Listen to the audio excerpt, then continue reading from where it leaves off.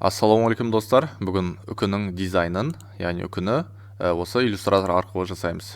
Обводкасын оранжевый қойып аламыз да, заливкасын аққа қойып аламыз. Обводкасын бір 30-ға қойып аламыз да. Мына жерде инструмент эллипс деген таңдаймыз. Мына жерде круг жасаймыз.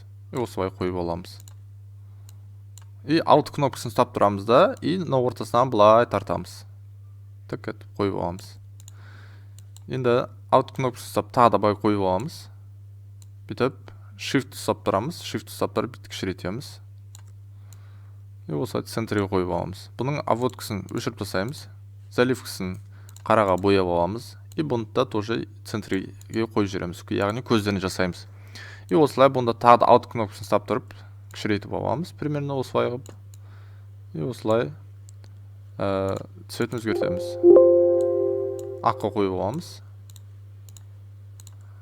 Слишком үлкен сияқты. Shift ұстап тұрып сәл кішірейтеміз. И осыны аламызды бай қойып аламыз. Енді осы жерде біз төрт бұрышты аламыз. Мына жерде.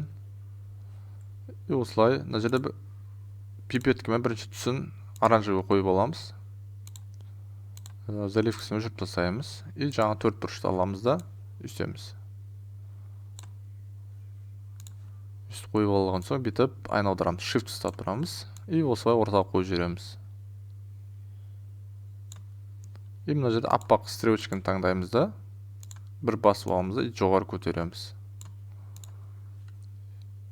Енді мына жерден инструмент перон аламыз. И мына жерден былай басамыз да, тік кетеміз. И былай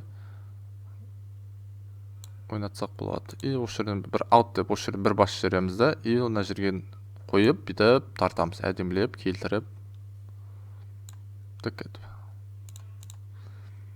Енді осы жерден мынаны аламыз да, трансформировать зеркальное отражение, копировать деген басамыз. И осыны аламыз да,